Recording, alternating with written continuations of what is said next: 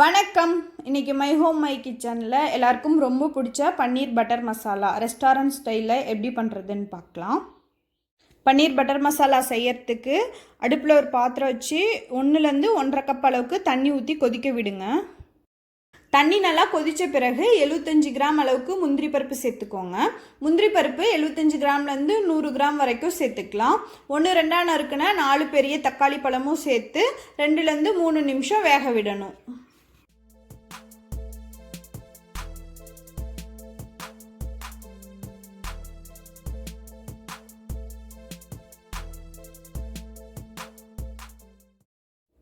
மூணு நிமிஷம் வெந்ததுக்கப்புறம் அடுப்பை அணைச்சிட்டு சூடு நல்லா குறைஞ்சதுக்கப்புறமா மிக்சி ஜாருக்கு மாற்றி அரைச்சி எடுத்துக்கோங்க.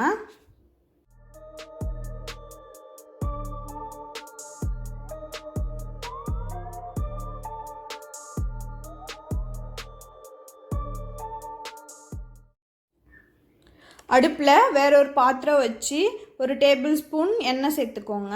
எண்ணெய் நல்லா சூடான பிறகு பொடி பொடியாக நறுக்குனா ஒரு பெரிய வெங்காயம் சேர்த்து பொன்னிறமாகிற வரைக்கும் வதக்குங்க.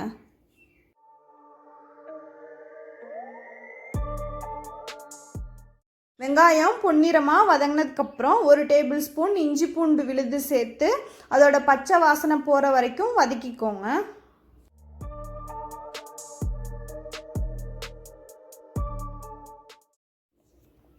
இஞ்சி பூண்டு நல்லா வதங்கிடுச்சு. இப்போ நாம் அரைச்ச தக்காளி முந்திரி பேஸ்ட்டை உள்ளே சேர்த்துடலாம். இதில் 1/2 கப் அளவுக்கு தண்ணி சேர்த்துக்கோங்க. வெங்காயத்து கூட நல்லா கலந்து விடுங்க.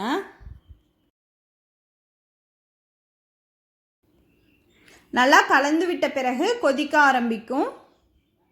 கொதிக்கும்போது 3 டேபிள் ஸ்பூன் வெண்ணெய், 3 டீஸ்பூன் காஷ்மீர் மிளகாய் தூள், 2 டீஸ்பூன் கரம் மசாலா, 1 டீஸ்பூன் தேன்,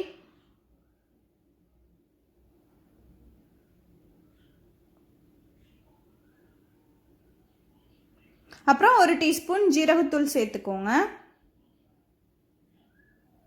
இப்போ மசாலா எல்லாத்தையும் நல்லா கலந்து விட்டுறலாம்.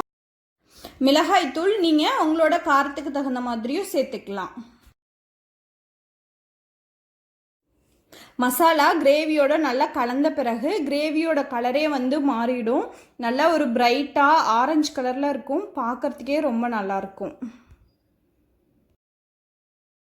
நல்லா கலந்ததுக்கப்புறம் ரொம்ப திக்காக இருந்துச்சுன்னா மட்டும் ஒரு 1/2 கப் அளவுக்கு தண்ணி சேர்த்து நல்லா கலந்து விட்டுட்டு மூடி போட்டு மூடிடுங்க. மூடி போட்டு தான் வேக வைக்கணும், இல்லைனா கிரேவி கொதிக்கும் போது டப்பு டப்புன்னு எல்லா பக்கமும் தெரிக்கும். அதனால் அடுப்பை மீடியம் லோ ஹீட்டில் வச்சுக்கோங்க. மீடியம் லோ ஹீட்லேயே 8 நிமிஷம் வேக விடுங்க. மூடி எடுத்த பிறகு ஒரு தடவை மசாலாவை நல்லா கலந்து விடுங்க. 8 நிமிஷத்துக்கு அப்புறம் நம்ம போட்ட தக்காளி முந்திரி அப்புறம் மசாலா எல்லாத்தோட பச்சை வாசனையும் போய் கிரேவி ரொம்ப நல்ல மணமாக இருக்கும். இப்போ இதில் 3 டேபிள் ஸ்பூன் ஃப்ரெஷ் க்ரீம் சேர்த்துக்கோங்க. 1 டீஸ்பூன் காய்ந்த வெந்தயக்கீரையை பொடி பண்ணி சேர்த்துக்கோங்க. அப்புறம் இந்த ரெசிபிக்கு முக்கியமான பொருள் பன்னீர். 200 கிராம் பன்னீரை இந்த மாதிரி சின்ன சின்ன துண்டுகளாக நறுக்கி உள்ளே சேர்த்துக்கோங்க. நீங்கள் 300 கிராம் வரைக்கும் பன்னீர் சேர்த்துக்கலாம். அப்புறம் தேவையான அளவுக்கு உப்பு சேர்த்து நல்லா கலந்து விட்டுறலாம்.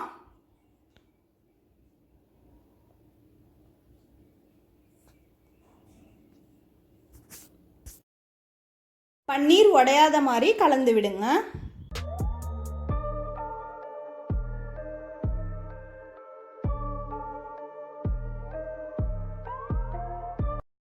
கலந்த பிறகு மூடி போட்டு மீடியம் ஹீட்டில் 3 நிமிஷம் பன்னீரை வேக விடுங்க. 3 நிமிஷத்துக்கு அப்புறம் அடுப்பை ஆஃப் பண்ணிடுங்க. பன்னீர் ரொம்ப நேரம் வேகக்கூடாது. வெந்துச்சுன்னா பன்னீர் ரொம்ப ஹார்டாகிடும், சாப்பிட்றதுக்கு நல்லா இருக்காது. அவ்வளோதான், முடிஞ்சிருச்சு. நம்மளோட பன்னீர் பட்டர் மசாலா சாப்பிட்றதுக்கு தயாராகிடுச்சு. இப்போது நாம் செஞ்ச இந்த பன்னீர் பட்டர் மசாலா 4லேருந்து 5 பேர் சாப்பிட்றதுக்கு சரியாக இருக்கும். இதை நீங்கள் சப்பாத்தி, நான், அப்புறம் ஃப்ரைட் ரைஸ், அப்புறம் தோசை கூட சாப்பிட்றதுக்கெலாம் ரொம்ப நல்லாயிருக்கும். இதை நீங்களும் உங்கள் வீட்டில் செஞ்சு பாருங்கள். அப்புறம் உங்களுக்கு இந்த வீடியோ பிடிச்சிருந்தா மை ஹோம் மை கிச்சனுக்கு சப்ஸ்கிரைப் பண்ணுங்கள்.